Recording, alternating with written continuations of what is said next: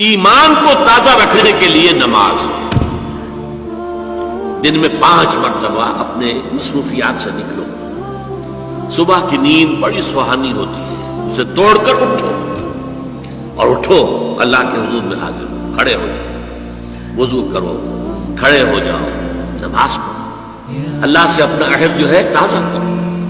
ایاک نعبد و ایاک نستعین، اللہ تعالیٰ کے ساتھ اپنے اس عہد کو دوبارہ استوار کرو، تازہ کرو.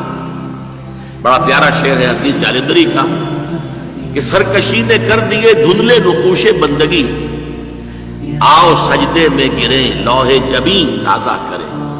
لوح کہتے تختی کو، جیسے تختی ہوتی تھی ہم لکھتے تھے پھر تازہ کرتے تھے اس کے اوپر، پھر دوبارہ گاچنی سے اس کو دوبارہ جو ہے تاکہ اس پر لکھا جا سکے. تو یہ لوح جبیں جو ہے یہ ہماری، اسے رکھو زمین پر تاکہ اس میں بندگی کا جو نقش ہے وہ تازہ ہو جائے. اس لیے کہ ہماری سرکشی جو نفس کی سرکشی ہے، ان النفس لامارۃ بالسوء، اس نے ہماری یہ بندگی کے جو آثار ہیں، جو نقوش ہیں، انہیں کمزور کر دیا، دھندلا دیا.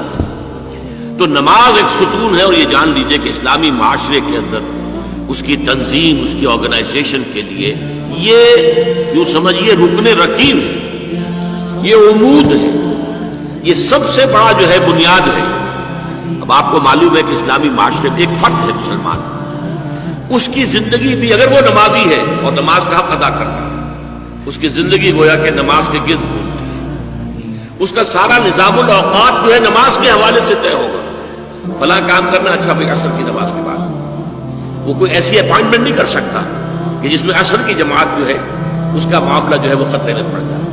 مغرب کے بعد اس کا سارا معاملہ چلے گا، اس کا روٹین جو ہے اسی کے گرد گھومے گا. یہ گویا کہ کھوٹا ہے جس کے گرد اس کے معمولات زندگی جو ہے، اس کی چکی جو ہے وہ چل رہی ہے. اسی طریقے سے معاشرہ اب 5 مرتبہ دن میں مسلمان مسجد میں جمع ہو رہا ہے، ایک امام کے پیچھے کھڑے ہیں، اور ایک دفعہ ہفتے میں جو ہے بڑی آبادی کے لوگ جو ہیں مسجد جامع میں جمع ہو گئے.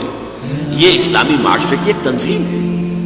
سال میں 2 مرتبہ جو ہے آبادی سے باہر کسی بڑے کھلے میدان میں لوگ چلے گئے ہیں عیدین کے لیے، اور سال میں 1 مرتبہ جو ہے پوری دنیا سے کشاں کشاں کہاں کہاں سے گورے بھی اور کالے بھی اور پیلے بھی مسلمان کہاں کہاں سے چلے آ رہے ہیں، ہر مسلک ہر فقہ کے ماننے والے. یہ تنظیم ہے جو نماز کے گرد اور حج کے گرد ہو رہی ہے. اور یہ نماز جو ہے در حقیقت بندے کا تعلق اللہ کے ساتھ استوار کرنے کا سب سے بڑا ذریعہ ہے. اس لیے کہ ہمارے معمولات جو ہیں وہ ہمیں اللہ سے غافل کر دیتے ہیں، ہم گم ہو کر رہ جاتے ہیں. بڑا پیارا شعر ہے اقبال کا، کافر کی یہ پہچان کہ آفاق میں گم ہے، مومن کی یہ پہچان کہ گم اس میں ہے آفاق. آفاق میں گم ہو جانا، میرا یہ کام ہے، یہ کام ہے، یہ کام ہے، یہ کام ہے، یہ کرنا، وہاں جانا، وہاں سے وہاں جانا، وہاں سے وہاں جانا، ایک چکر ہے، ایک روٹین ہے. انسان گم ہو گیا، کہاں خدا کا خیال، کہاں آخرت کا خیال، آئے گا گم ہو گیا. اور ایک وہ ہے کہ جو گویا کہ دنیا میں رہتا ہے، بازار سے گزرا ہوں، خریدار نہیں ہوں.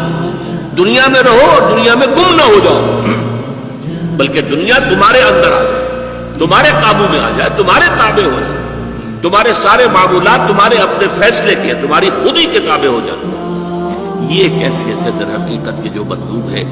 اسی لیے فرمایا حضرت موسیٰ علیہ السلام کی پہلی جو حاضری ہوئی تھی اور اسی میں انہیں رسالت عطا ہوئی، تو اس کی پہلی وحی سورہ طٰہٰ کی شروع کی آیات میں ہے، وَأَقِمِ الصَّلَاةَ لِذِكْرِي. دیکھو میری نماز میرے ذکر کے لیے، میری یاد کے لیے نماز کو قائم رکھو. الصلاۃ عماد الدین حضور فرما رہے ہیں، یہ دین کا ستون ہے. اس دین کی عمارت اس پر کھڑی ہوئی. جیسا کہ میں نے عرض کیا، ہمارے شخصی بھی معاملات اور معمولات اس کے گرد گھومے، اور ہماری اجتماعیت جو ہے، ہمارا معاشرہ اور ہماری ملی تنظیم جو ہے، اس کی بنیاد بھی یہی ہے.